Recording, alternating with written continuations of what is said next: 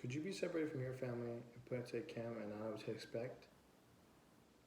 Hello, my name is Sal Reyes, and today on the topic that I chose for my historical event is the Holocaust. Today I felt the need to speak about the Holocaust because it's a very serious tragedy that happened and something that we should never forget. A little fact to throw in there, during the events of World War II, over 6 million Jews were killed. With this, I'll be talking about the Holocaust because everyone should know what happened in our history during World War II.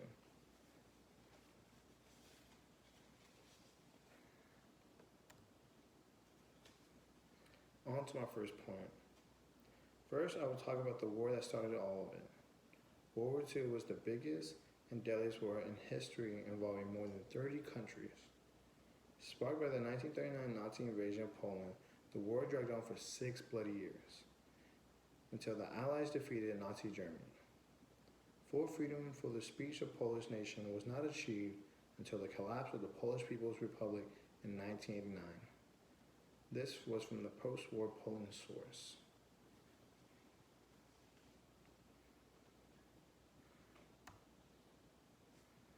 Secondly, the damage during the war. What Germany did to Poland, when they invaded Poland and took over it, they didn't just kill kill the Jews.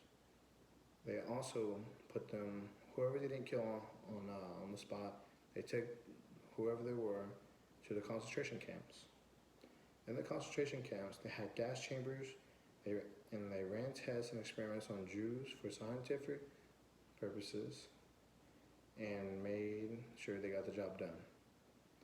People deported during the World War II to the concentration camps suffered from malnutrition, lack of sleep, physical and mental exhaustion.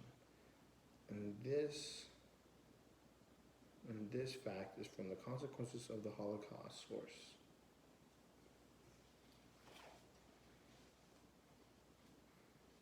Thirdly, the aftermath. The wounds of the Holocaust and the catastrophe were slow to heal. Survivors of the camps found it nearly impossible to return to their homes and families because either both of them could be gone. Also, the Holocaust education source says, we assume responsibility for our crimes. And this is Germany speaking it out and taking responsibility for their actions. And Germany would have their names scarred in history forever.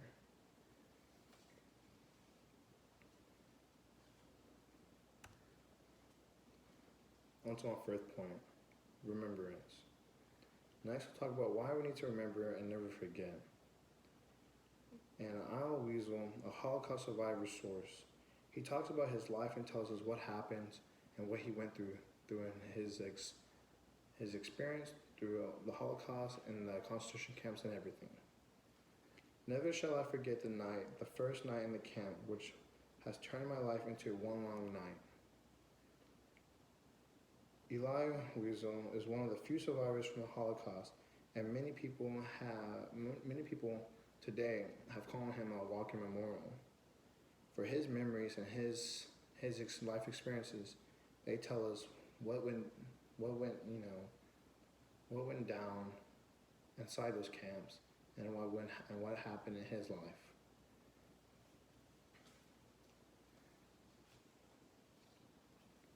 In conclusion, the Holocaust will never be forgotten, and all the lives taken during the war. We talk about the war, the damage, and the aftermath, and so that we can remember everything that happened and learn from history so things won't repeat themselves. And on that, for everything that happened because of the Holocaust, it was all because of World War II. Yet again, the biggest and the deadliest war in history, and for so many tragedies and casualties that the war caused. Thank you.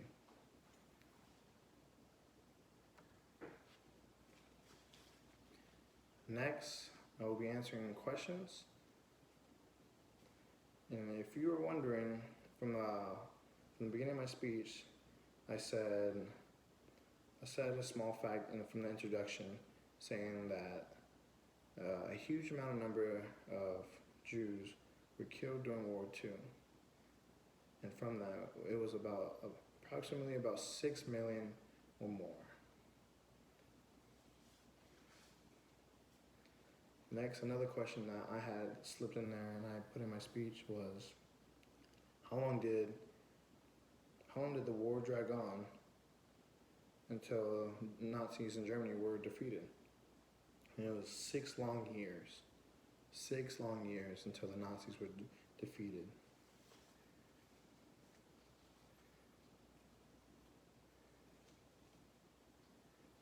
All right. Thank you so much.